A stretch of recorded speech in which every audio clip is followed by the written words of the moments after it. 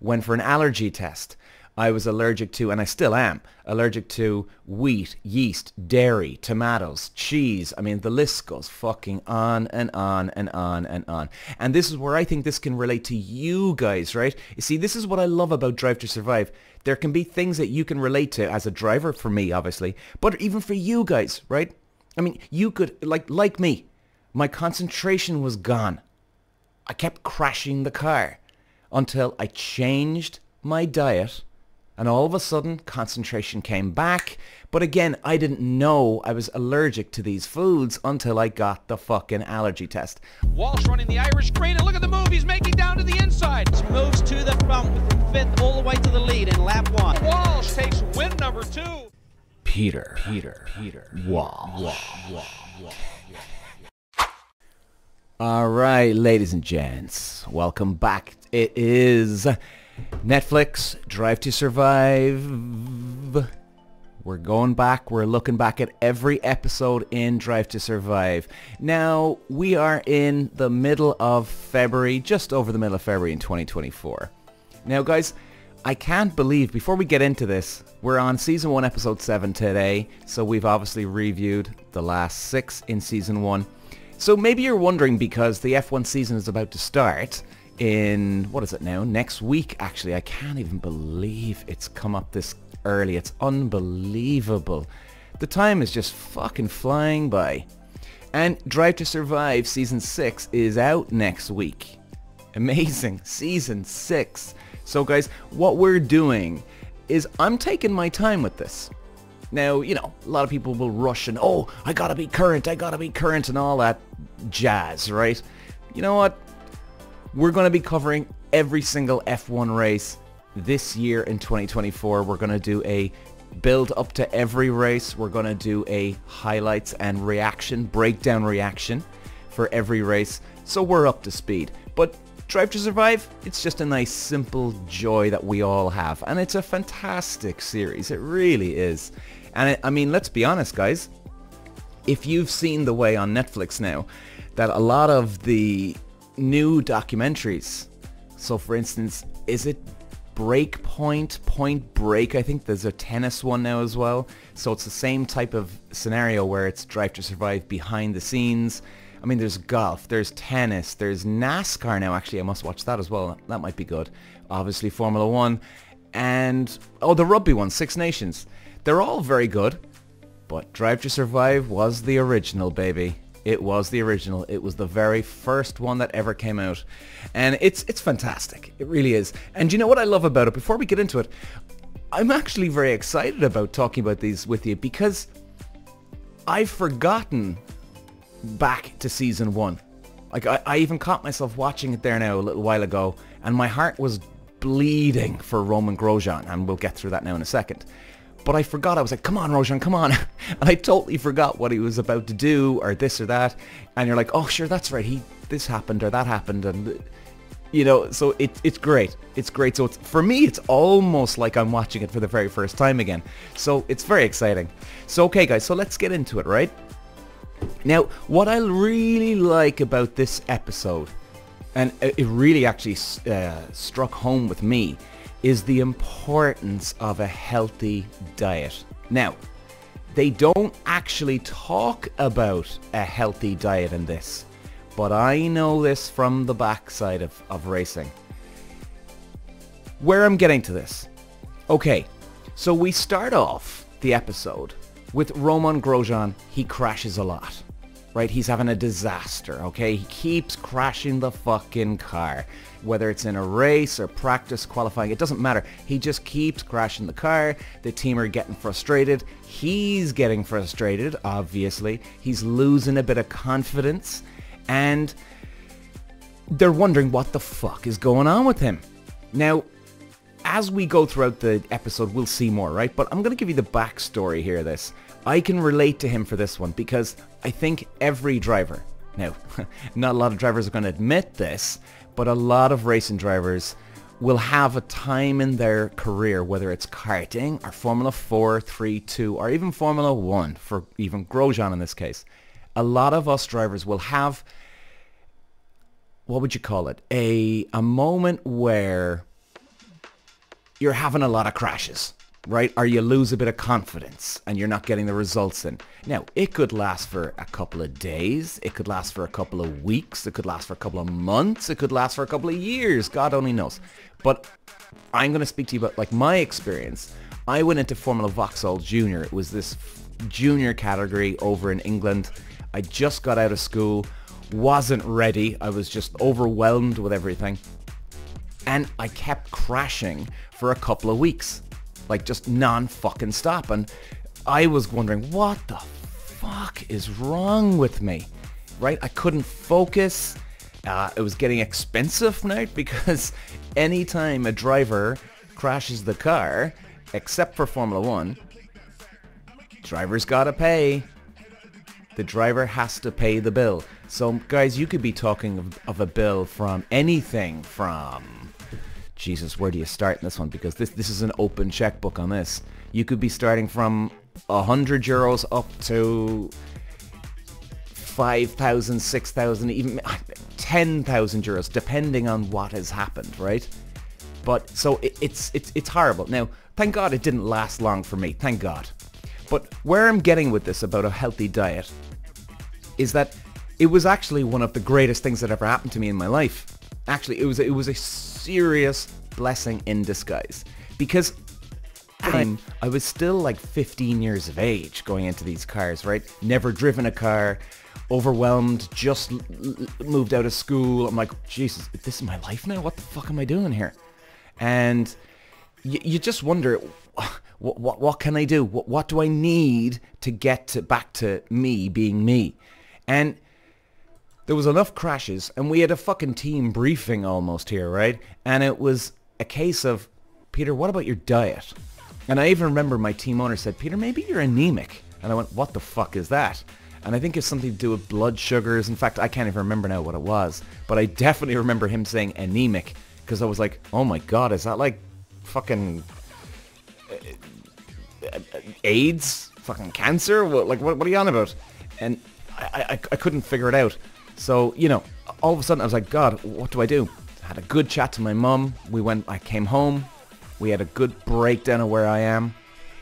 And then my mum said, well, let's get your diet checked out. Went for an allergy test. I was allergic to, and I still am, allergic to wheat, yeast, dairy, tomatoes, cheese. I mean, the list goes fucking on and on and on and on. And this is where I think this can relate to you guys, right? You see, this is what I love about Drive to Survive. There can be things that you can relate to as a driver, for me, obviously, but even for you guys, right? I mean, you could, like me, my concentration was gone. I kept crashing the car until I changed my diet, and all of a sudden, concentration came back. But again, I didn't know I was allergic to these foods until I got the fucking allergy test.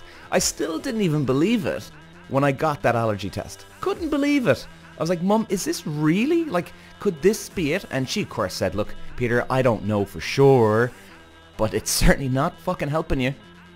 And all of a sudden, guys, started eating properly. Took a couple of weeks, right? And I think this is what's going on here with Grosjean. Now, they don't even mention this in the actual program. But I've been here, done that, worn the t-shirt. I know what it's like to drive these cars. I know what it's like to lose your confidence. It's a horrendous feeling. Even when you see his face, guys, I mean, God, I almost want to cry for the guy, because I can just unbelievably relate to him. And I think every other racing driver is the same. Now, this guy unfortunately had it in Formula 1 when he should be in tip-top condition. He obviously didn't have it in the younger years. So again, I think it visits you whenever it comes, and it can last for a while, it can last for a short time. Unfortunately for Grosjean, it was lasting for a while. Luckily, I didn't have that, thank God. But, you know, it just goes to show, like, your diet is so goddamn important. It really is, guys. And vitamin supplements. Make sure you're taking the right stuff. Now, I did a podcast on this, and by the way, I'm going to be doing more podcasts on vitamins, etc. in the next couple of weeks as well. I think it's really good. I think it's very beneficial, and I'm no health, medical, vitamin, diet expert.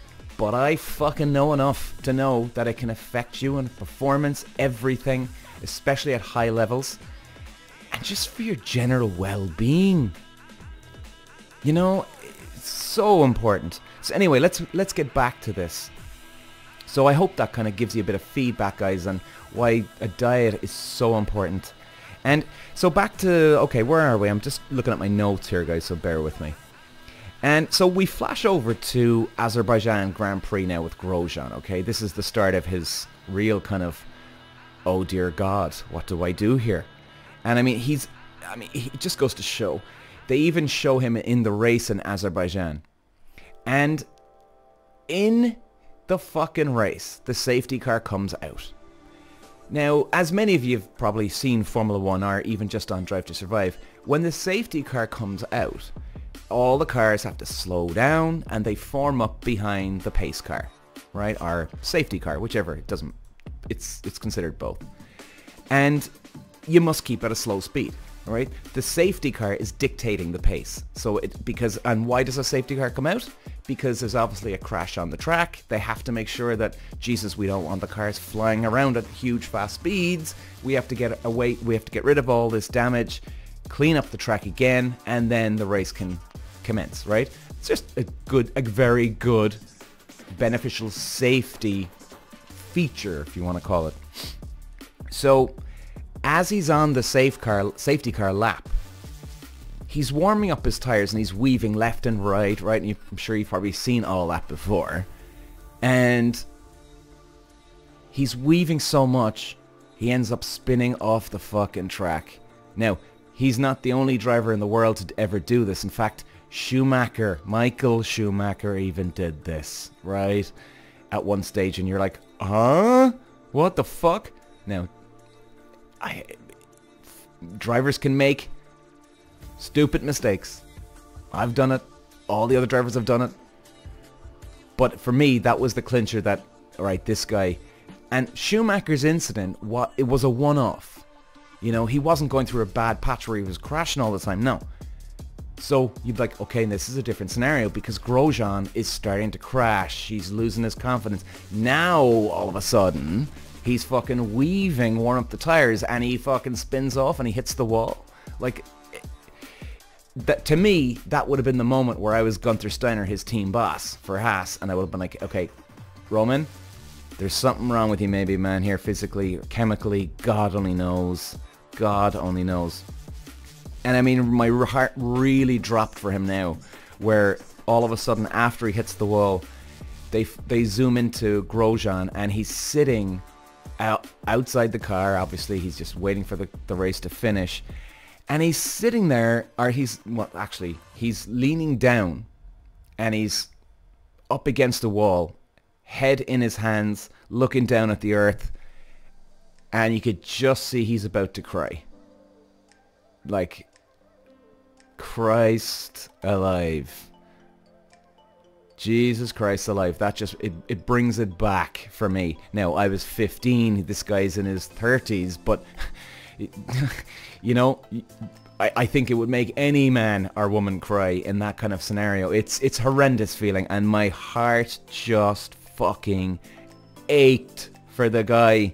And you're thinking, come on, Grosjean, you can do this. I mean, you're actually on Team Grosjean here after watching this. And then we flash over to the French Grand Prix in qualifying.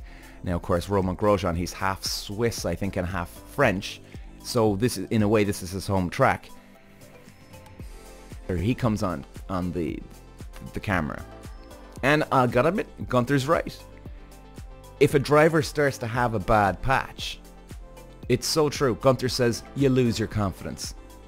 And it's true. You can lose your confidence. Now, you can always get it back. You know, you can always get it back. That's the saving grace. Problem is, you're under pressure because if your bad patch goes on too fucking long, you could be fired out of the team, right? Or the season's nearly over and then no one wants to re-sign you for the next fucking season. So, if you're gonna have a bad patch, you have it quick, done, in, out, get yourself sorted, because you gotta get back to fucking peak as quick as you can. Then we're introduced to Gene Haas. Now, good old Gene, baby. You know, this guy... Oh, man. I mean, this guy is just... He's a disaster. Like, he is such a... I don't even know what you call this guy. He's a ruthless hard bastard, that's for sure. And, yeah, you definitely have to be. Of course you have to be. But this guy...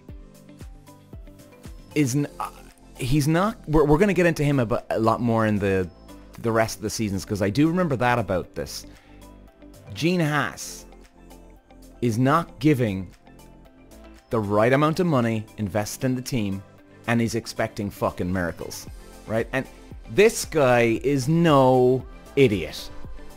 I'm telling you now, this guy's no dumbass. Yes, he's American. It's not the heart of motorsport America per se, but there's a lot of talented, a lot of skilled and very knowledgeable men from America and women in the racing world over there. And Gene Haas fucking knows he's not giving them enough money. And guys, you know, if you've listened to some of my other episodes, Gunther Steiner is not, I'm not his biggest fan. He's unbelievably entertaining. I think he's a diva. He loves the camera, but I'm standing up for him here.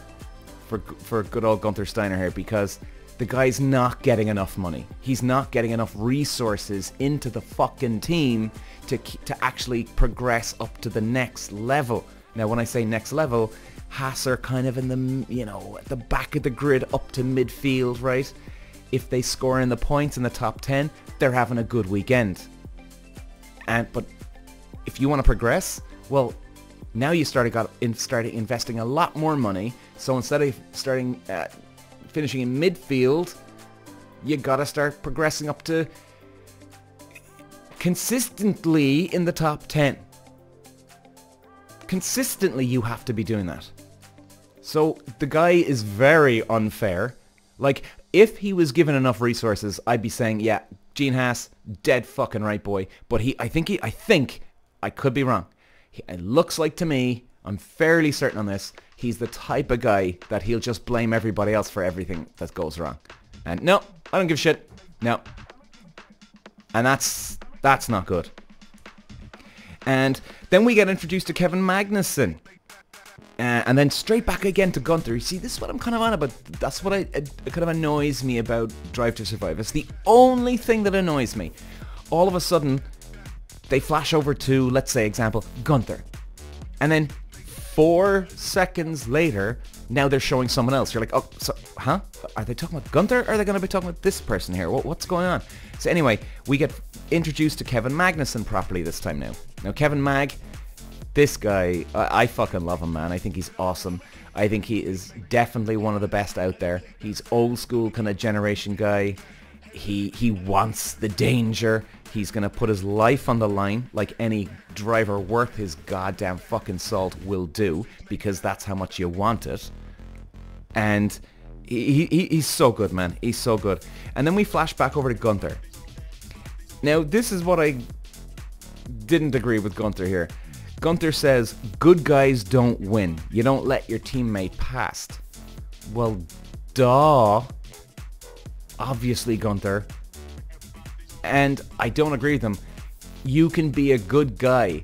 And this is coming from a racing driver, ladies and gents, who's been around the block, okay? So even excluding me, I know other racing drivers were incredibly nice guys. Incredibly nice guys. And they were fucking ruthless bastards in a car. So excluding me now. Excluding me. I know plenty of... And I'm not just talking about incredibly nice guys. I'm talking about incredible gentlemen. But once that fucking helmet comes on, you turn into a monster. So this whole good guys don't win, that's a load of rubbish. That is a load of rubbish. Okay, and so then we flash back to Grosjean. So they're showing Grosjean now in qualifying. He's going well. I think he gets out of Q1, qualifying 1 and qualifying 2. Then he's in qualifying 3. I think it's qualifying 3 anyway, right? And he's going well. They're looking promising. The team's getting excited. And Grosjean has another spin. Now this time, thank God, he didn't ride the car off. Thank fuck. But still, it was just another one added to the belt here. I mean, it was heartbreaking. And then you see him back in the pit lane. And this is a very true story, ladies and gents. Sometimes us racing drivers, you can't sleep. You don't sleep because there's a lot of shit going on in your head that you got to figure out. And it can be incredibly stressful. It's tough.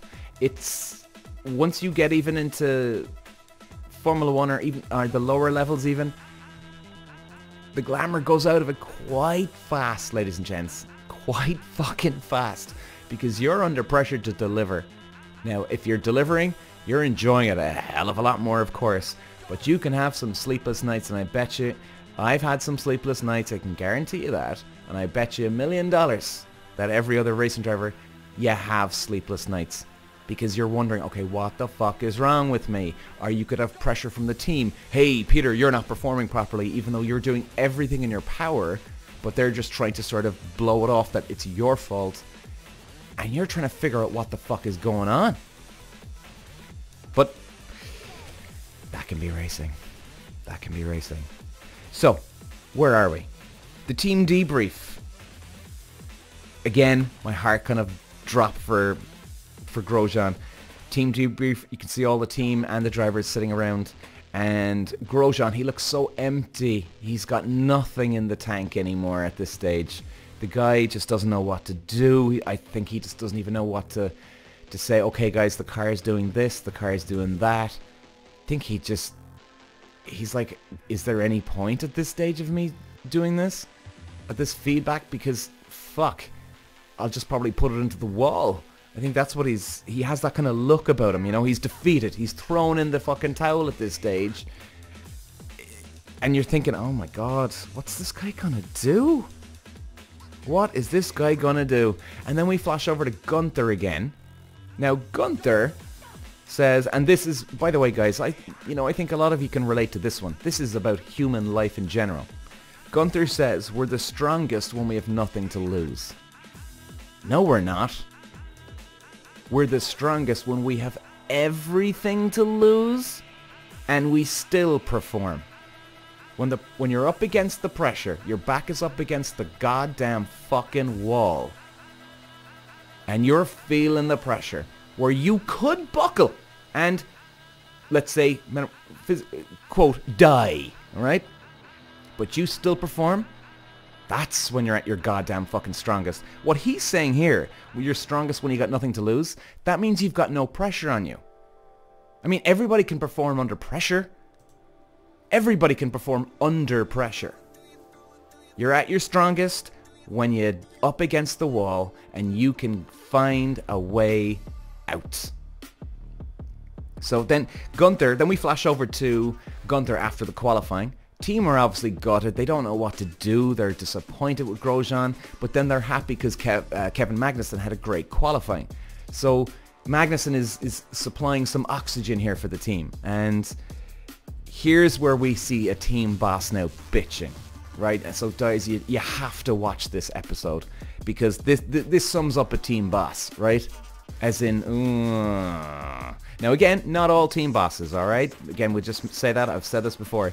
But you see Gunther, he's given this Saturday night of the race. Kevin Magnussen's there with his girl. Gunther's is there with the whole team. Then Gunther stands up, big dinner outside, lovely little atmosphere place, restaurant. Gunther stands up, gives a speech. Hey guys, I want to thank you for all your hard work, etc, etc. But then he goes on about, oh, well, Roman's not here. Romain Grosjean's not here. Maybe because he doesn't think he should be here or whatever he says. Don't even quote me. But he's starting to have a go here, right? He's starting to have a go off Grosjean. And he's actually laughing at him a bit. And that's not good. That's not good. That is him trying to save his ass as in, oh, it's all Romain, I'm the man, and I want everybody to remember that it's Romain having the problems here, not me. He has that sort of superior, I'm above him. He didn't need to say anything of that. Now, he's not calling him a fucking wanker and this and fucking that, and like, doing a Nazi on it? Hell no. But he's throwing out some comments here now where there's no goddamn fucking need. And even worse, he's doing it when Netflix is recording him. What the fuck? Again, you know? Like, oh my god. The level of disrespect is unfucking believable. It drives me mental. Like, there's no way Gunther Steiner is going home at night after that and feeling happy and proud of himself, unless he's the most deluded fucker the world's ever seen. But so not right. And even, and you'll see it, guys, in the episode, unless you've seen it already, Kevin Magnussen sitting there, he gives a tiny little bit of a smile, but I think it was a very awkward smile, because then you flash back to him and he's not smiling now. And now I've said this before, that Drive to Survive is 85% accurate. In fact, I'd even go 85. That it's accurate, as in it's 85% real. Then there's obviously just a bit of drama thrown in every now and then in here, right? And I've always said that the only bit of the drama side that's been exaggerated would be where, let's say, I'll give you an example. Toto Wolff is talking about Christian Horner, right? He's bitching about him in the pit garage. Netflix catch him, but then they flash over to, or pan over to Christian Horner. But Toto's bitching about Christian Horner, but then then they flash over, and then Christian Horner gives a look, right? So it's almost like he's standing right next to Toto Wolff, but that's not the case. They just picked up a reaction from Christian Horner sometime in that weekend, or got maybe even a different weekend, and then they decided to put those two together. Then it seems that it sounds like Christian Horner's catching a "what did he say to me?" but he actually wasn't even fucking around the place, right? But I genuinely think, because it shows you the same atmosphere, same restaurant, same team, same everything, this actually looked real. And I know a lot of drivers, and Kevin Magnussen has a lot of fucking class, and I think that's why this part is not exaggerated with Kevin Magnussen. Even if it is, it still doesn't excuse Gunther Steiner here for just being a fucking asshole to his driver. I mean, this is not helping Romain Grosjean's fucking confidence. Now, if you want to go in with tough love, you know, you have it behind the scenes talk. Romain, cop yourself the fuck on. Where's your goddamn standards, man? Goddamn right. Goddamn right. And that's fine. Now, or if you're going in with the softer love, you know, hey, Romain, you know, is there anything that's bothering you? You know, whichever approach would be fine if it's done privately. But this fucker's taking it to another level. He's covering his ass here. Believe you me, Gunther Steiner is covering his ass because he knows Gene Haas is going to be watching this, and he wants to just make sure that Gene remembers that, this isn't Gunther's fault, it's actually Roman's fault. That's what he's doing. Sneaky fucking move. There's no need for it because it was obvious. You can see on TV Roman crashing. He doesn't need to do it on Netflix, but he's covering his ass. And that's what I don't like about Gunther Steiner, and a lot of team bosses too. Sneaky, fucking disrespectful, unclassy fucking moves by these people. It's not good, man. It's not good. But you know what? This is the part that's entertaining about Drive to Survive too. You know, I'll have to even put that in. You know, after all my bitching about him right now. That it does give entertainment, and this is why Drive to Survive is so popular. You know, so. And anyway, to finish off the episode today, and then Magnussen comes in, he finishes 6th in the race, which, look, not a bad old result for Haas at that stage. Good result. He's a solid performer, always was, always has been, always will be in a car. Magnussen, he the man, man. He the man. I put him right up there with Alonso. And yeah, I would. Yeah. But guys, it's a great episode, really is. And it really hit home with me, you know, when I had my moments in cars. But again, this is what the beauty is of Drive to Survive. And everything that comes out of my mouth, guys, I'm telling you the exact way it is. Even if you don't believe Drive to Survive. So if this is your first time watching me or listening to me, this is 85% accurate, believe you me.